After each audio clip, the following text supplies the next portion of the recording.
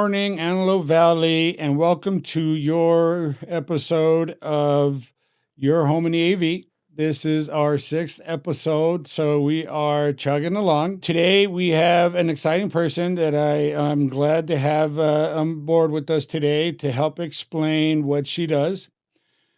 Her name is Sandra Fernandez. She is a title officer at Monarch Title, and she's going to help give insight as to what title does to the real estate transaction. Good morning, Sandra. How are you? Hi, good morning. Thank you for having me. And just to clear it, I'm a title rep. So my title officer is actually Steve Lombardo, and we have 2 other title officers that we work with at my office, but I'm the rep. So I represent, the company Monarch Title here in the AV. Thank you for clearing that up. Yeah, I appreciate you're that. welcome. All right. Thank you so much for having us. Something. Yeah. Yeah. Okay. So we brought you on here to help give our audience a little bit of insight as to what title does for the real estate transaction. Mhm. So can you tell us what does title do for the real estate deal? Yeah, absolutely. So basically, we're that insurance company that nobody even knows that they have. And basically what we do is when the property goes into escrow, we make sure that the title is free and clear of any liens, any judgments, anything that might affect the buyer when buying that property, right? So we pull what's called a preliminary report. On that report, we're able to see if there's any judgments, any liens, anything that might affect the sale of the home. And before the property closes, we clear all those items, so that the buyer doesn't inherit any type of judgments or liens that might come with the home. So that's basically what we do. We also pull what's called a statement of information. And on that statement of information, we check to see that the seller doesn't have anything either, any type of judgments or liens that might prevent, the buyer from buying that property. And so once they fill out the statement of information, we do our due diligence. We check that everything's okay with the seller. And then once we clear all those items, then, we are able to close on that transaction. In the event that something is missed, that's where the insurance comes in, and we take care of those items for the buyer. In a nutshell, that's what title insurance is. And so, yeah. Okay, that's interesting. Okay, that's actually good to know. So let me ask you another question.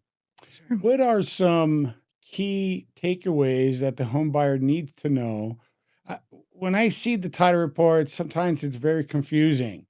So what are some key takeaways that the buyer needs to know when they're looking at the title report?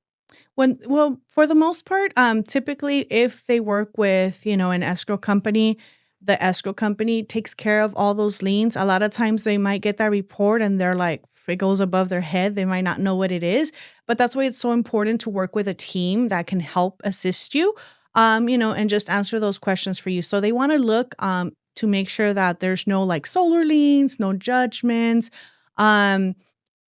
If there's something like, for example, an open loan, those are the things that they're looking at, And like I said, a lot of times the buyer is not the one that deals with that too much. It's the seller, So the seller, they want to make sure that, all those things that are coming up are theirs. And if they're not theirs, we have to make sure that that's clear too.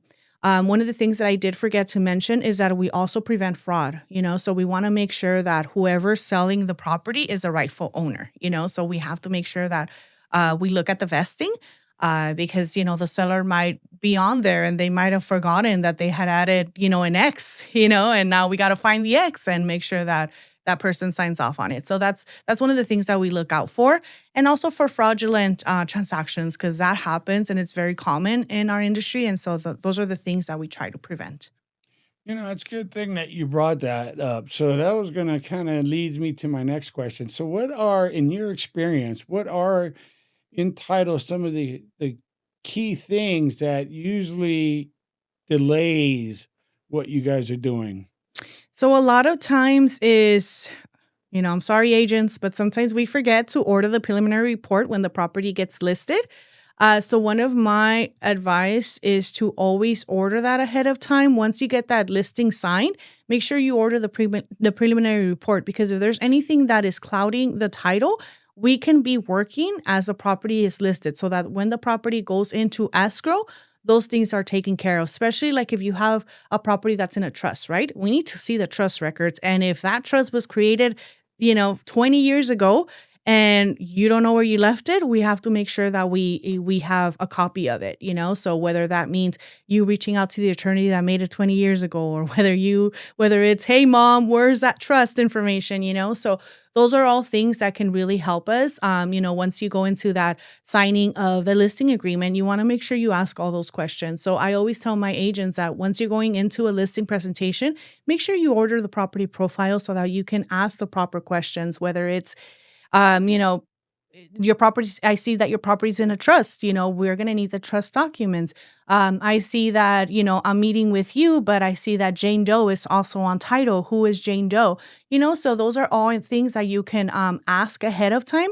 Sometimes what we see too, when we pull those property profiles is we might see a property that's listed as a 4-bedroom, 2-bath house, but then you go and you start touring the house and you see that there's 6 bedrooms. You want to ask, was this permitted? That's not something that we insure. It's not something that we take care of, but it does come out on title. And so a lot of times we get those questions like, hey, I see that on title. It's showing as a 4-2. What's going on? But you just want to ask the client, was this permitted? And if not, then they would have to go to the city and figure out what happened, or how to get it permitted. And so that's where we step in. That's where we come in and we provide those tools for the agent to have access to that information ahead of time. So it seems like you guys are called title, but you guys should also add investigator to the end of that because it sounds like you do a lot of digging, a lot of investigating just to make sure that the property is free and clear to whoever's purchasing it. Yes. Okay. So what are the most common here in the AV, as we're talking about here in the AV? Yes. What are the most common issues that you find in title? So the most common thing that we face here in the Antelope Valley is we do a lot of land deals. Believe it or not, we still have a lot of land transactions that happen. And because land deals tend to typically be, pretty inexpensive, we're like, okay, you know what? I'm going to buy this land for $5,000. I don't need title insurance for what? I mean, it's just a waste of money, right? People assume. And what ends up happening is that we get a cloud in title. There's sometimes, land deals that didn't have title insurance more than 20 years ago, right? But during those 20 years, they might have been passed on with 4 different, sellers. And so now we have to go back to when the property was first insured and figure out if those transactions were done legally, right? Because there's no guarantee that that person, didn't commit fraud when they were selling that property, or that person still might be the rightful owner and, something fishy might have happened. So we have to go back and figure out what took place during those, 4 sellers and during those 20 years. And so sometimes, people want to do it because they just want to save money, but they end up getting into more of a mess, and if in those 4, transactions, if something happened, there was a lien, there was a judgment against any of those sellers, that's going to follow the property, and that's going to be a liability to now the new buyer who's buying that property. You know what I mean? So we see that a lot, and those transactions, especially land deals, they tend to be longer, and so that's why I always recommend that even if it's not a requirement that you get title insurance, because one of the things that people assume is that title insurance is required in every transaction, and that's not true. Typically, they're required whenever you have a loan because the lender will require it. But if you're paying cash, you can opt out. And so a lot of those land deals, because they are cash, they opt out and then they end up inheriting a nightmare, So that's something that we see it's very common here. And then there's also a lot of fraud that happens with land deals where you get somebody from a different country who's trying to buy this piece of land, and they're like, oh yeah, well I'm in I don't know, a different country, right? And how can we go about doing this? And they end up getting their own notaries, and they just do all kinds of fishy things that. Those are all red flags that we look out for. And again, if you didn't have a title company looking at all those red flags, and we have, experienced title officers that look at all these things, you can possibly lose a lot of money, on sales like that. So that's something that we deal with a lot, and it's very common here in the Antelope Valley. Okay.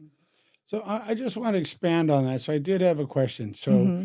is it possible, say I owned a piece of land and on my own without title, I could quit claim deed it to my daughter. Hmm. Could I do that without title being involved? Yeah, you can do that. The thing is that once she's getting ready to sell that property, we're just going to need your signature to just, tell us that you um, basically gave her that right, That I in that fact I in fact did did. And was part of that transaction and exactly. that she's not doing it behind my back. Basically, yes. Yes, in Okay. other words. Right. Yeah. Okay. Okay. I didn't know that. So Hmm. now I know, I guess you can do real property without title, but eventually it would have to be cleared anyway because of the title needs to be free and clear when someone purchases it. Exactly. Okay. Exactly. And just so you know, you're going to have the title insurance, but not your daughter. Okay. So it doesn't transfer over. So the title insurance was for you, but not your daughter. Okay. Hmm. Okay. All right. So what would you say to the buyers out there? What advice can you give them when they're looking to buy? So for me, I would tell them to go for it. If you can afford to do so, don't worry. Don't worry about what the market is doing because no matter what, it's a good investment. For me, it opened up so many doors. Just personally, it allows you to have like a safe blanket that you can always access. You know what I mean? Because your property is most likely going to be gaining equity. So it's like a little savings account that you don't touch, right? So in the event that you're short on college funds for your kids, that's money that can be pulled from that equity. If something unfortunate happens in your family where you have a sick family member and you need access to funds, that's money that can be pulled from that equity. And it also helps you with generational wealth. It's that opportunity for you to be able to have money and pull it from your equity or sell your property. Like it builds generational wealth. And so for me, don't worry about what the interest rates are doing. Don't worry about where the market values are. If you can afford to buy, it's always a good idea. And so that's my advice. And of course, always have title insurance on all of your properties that you purchase because it's going to save you thousands of dollars or millions. I don't know, depending on the worth of your home and what might be attached to that property. So, yeah, that's my advice. So what it seems like to me is that most people are waiting for the market. Most people are sitting there, I'm waiting for it to go down. I'm waiting for it to go down to make the right purchase. But when the home prices go down, interest rates go up, Mm-hmm. right? So Mm-hmm. it's never the right time because it's always a yin or a yang, a give or a get. So Yes. you always have it's when you're absolutely ready and you can afford it is when you Mm-hmm. should buy a house because it's an investment in your future, is what you're saying. Yes, Awesome. exactly. And I mean, I've been in this industry for over 10 years now, and I started off in lending. And so that was the main thing that people would tell me, oh, well, we're waiting for the houses to go down. We're waiting for the houses to go down.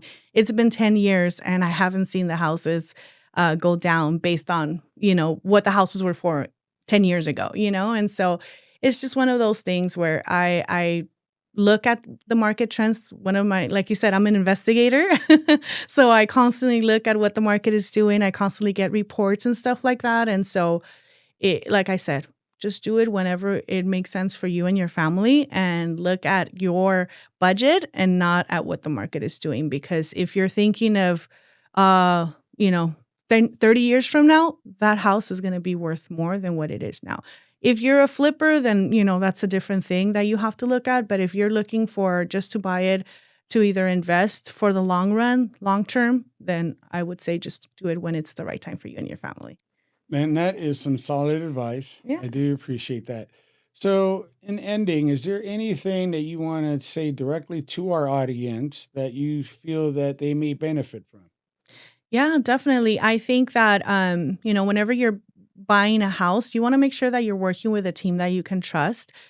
that you have easy access to the people that are helping you. Whenever you're in a transaction, there's so many people involved. You have your buyer's agent, your seller's agent, you have escrow, you have title, you have all these different people that are doing inspections in your home, and so you just want to make sure that whoever you're working with, that you can easily pick up the phone and call them, because I know that it's a very stressful time for a lot of the buyers. So, just have a team behind you that can answer those questions. Because again, it could get very confusing. And so I just want you guys to know that I'm that person for you. If there's anything that you need, you can call my cell phone and I'll be more than happy to answer those questions. I do speak Spanish as well, so hablo español. Cualquier pregunta que tengan, con confianza, estamos aquí para servirle. Muchas gracias. De nada. I speak Spanish too. Oh, there you go. I guess we're going to have to do a Spanish episode, right? Yeah, I think I'm going to pencil that in so we could do a Spanish episode.